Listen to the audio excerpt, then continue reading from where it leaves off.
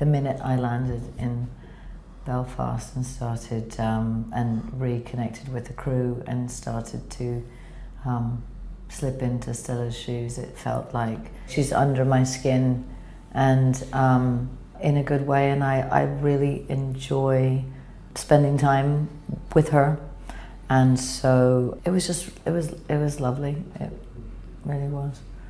It really did feel like coming home. I've never come back for a second series of anything, so I've never had that experience, but I can't imagine it would be any better than it felt to come back to this. And it is just like family, and we had the same crew from the first series and just couldn't wait to get started on it. I got like a breakdown of them first, which I'm sure you were involved in, but quite far in advance got a very detailed sort of 80-page Alan Cubitt breakdown of what would potentially happen in each episode, and I was shaking. I was genuinely shaking reading it. I was so excited to get stuck into it, and then the scripts themselves came along a few months later and they lived up to that and more, and yeah, amazing.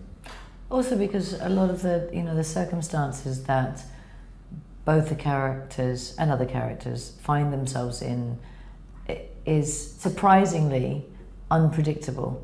I was very pleasantly overjoyed by just how good they were, and the stories and the trajectory for the characters. Yeah. Still today, when I say I'm from Belfast, people are like, "Oh my God, is it okay there? How was your upbringing? It must have been crazy." And you're constantly sort of defending it and try to explain that it's a great place full of brilliant people, and as a geographical place to set this drama. What a great idea, because it just adds an extra thing that people are always in the back of their mind. It already has an energy to it by the fact that it's set in Belfast and everyone knows the history. So for me, a total thrill to be there and to appreciate it and show that there's, you can also, there's so much more to it than what people think. It's a beautiful place filled with beautiful people who are very interested, I think, in it being seen for what it is today, and I've just had the most extraordinary experience working there.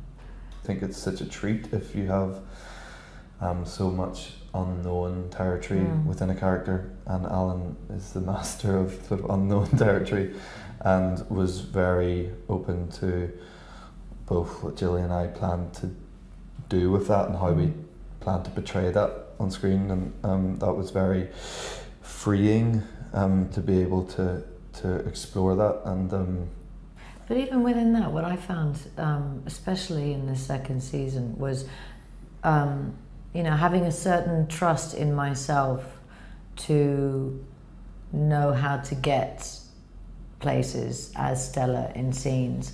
But there were 2 or 3 scenes in this particular series that were really hard work. There was a moment where she's not necessarily really telling the truth and revealing something to somebody else who trusts her and she trusts and needs that relationship. So at what point is she lying? At what point is she being a good detective? At what point, and those, there were a few, 3 specific scenes like that where I all of a sudden couldn't rely on what I usually rely on. That's when I have an opportunity to exist in that world, working with somebody who is an artist like Anna is.